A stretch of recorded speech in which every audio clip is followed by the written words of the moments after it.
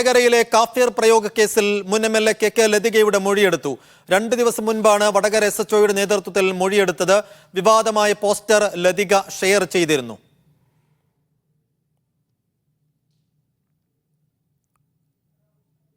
സലാം മുഹമ്മദ് വിവരങ്ങൾ നൽകും. സലാം, ഈ പോസ്റ്റർ ഷെയർ ചെയ്തതിന്റെ പേരിൽ തന്നെയാണോ SHO അവിടെ എത്തി ലതികയുടെ മൊഴിയെടുത്തത്, അല്ലെങ്കിൽ ഈ കേസിൽ വേറെ മറ്റെന്തെങ്കിലും സംശയങ്ങൾ അന്വേഷണ സംഘത്തിനുണ്ടോ?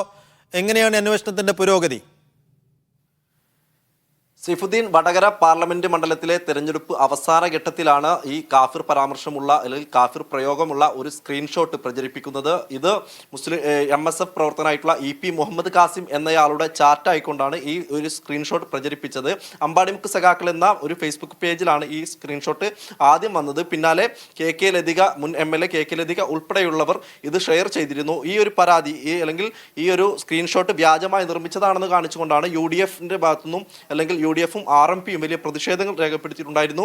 EP മുഹമ്മദ് കാസിമും യൂത്ത് ലീഗും പരാതി നൽകിയിട്ടുണ്ടായിരുന്നു. എന്നാൽ CPM ആദ്യം നൽകിയ പരാതിയിലാണ് പോലീസ് കേസ് എടുത്തിട്ടുണ്ടായിരുന്നത്. മറ്റു EP മുഹമ്മദ് കാസിമിന്റെ ഭാഗത്തുനിന്നും പോലീസിനും, അതായത് വടകര SHOക്കും പിന്നാലെ SP-ക്കും കൂടാതെ DGPക്കും പരാതി നൽകിയിട്ടുണ്ടായിരുന്നു. ഇത് വ്യാജമാണ്, തന്റെ ഭാഗത്തുനിന്നും ഇത്തരമൊരു പരാമർശം ഉണ്ടായിട്ടില്ല എന്നാണ് EP മുഹമ്മദ് കാസിം പറയുന്നത്. ഇത് കാണിച്ചുകൊണ്ടാണ് പരാതിയും നൽകിയത്. ഈ കേസിൽ അന്വേഷണം നടത്തണമെന്ന് ആവശ്യപ്പെട്ടുകൊണ്ട് DGPക്ക് ഉൾപ്പെടെ പരാതി നൽകിയിട്ടുണ്ടായിരുന്നു.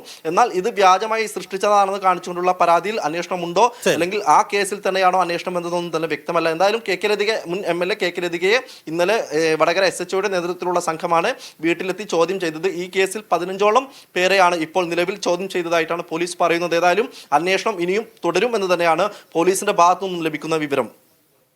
സലാം മുഹമ്മദ്, കോഴിക്കോട്ട് നിന്ന്. എണ്ണിപ്പറയും ഓരോ വോട്ടും. June 4 media 1-നൊപ്പം.